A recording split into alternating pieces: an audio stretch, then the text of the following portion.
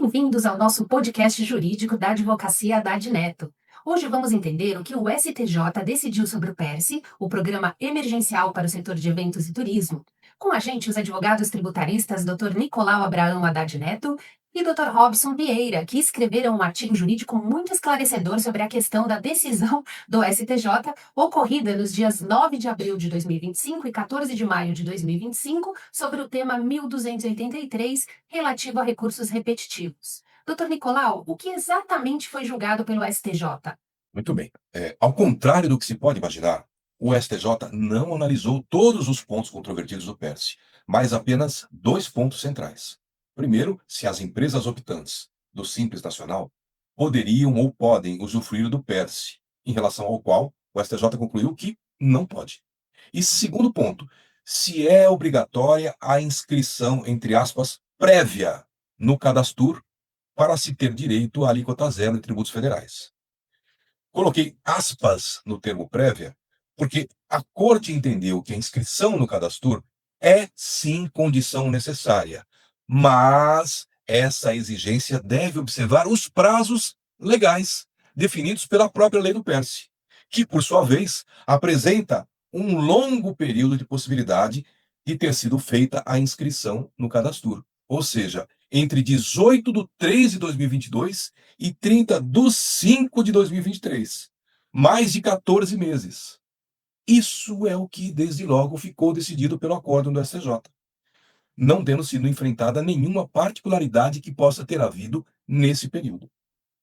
E quanto à exigência do Código CNAE correto, Dr. Robson, qual o Código de Classificação Nacional de Atividades Econômicas do IBGE para proveito do benefício da alíquota zero? Isso também foi julgado? Não diretamente.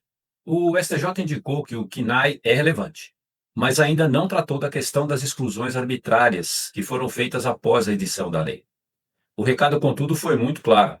Deve prevalecer o que está no artigo 2º da Lei 14.148 de 2021, que remete, por sua vez, à lista de atividades previstas na Lei do Turismo, incluindo restaurantes, bares, cafeterias e similares. Esse termo similares é muito discutido. Como interpretá-lo? Bom, seguindo os ensinamentos tradicionais, em 1988, a então doutrinadora e professora Regina Helena Costa, hoje ministra-presidente da primeira sessão do STJ, que justamente foi o órgão do STJ que proferiu a decisão que nós agora comentamos, a interpretação de conceitos indeterminados usados pela lei deve ser, em casos como este, teleológica, ou seja, focada no objetivo da norma. No caso do PERSE, que surgiu para salvar setores devastados pela pandemia, é claro que lanchonetes, docerias, cervejarias artesanais, bistrôs, padarias com consumo local e outros estabelecimentos congêneres devem estar incluídos na conceituação de similares, ligada ao alcance do PERSE.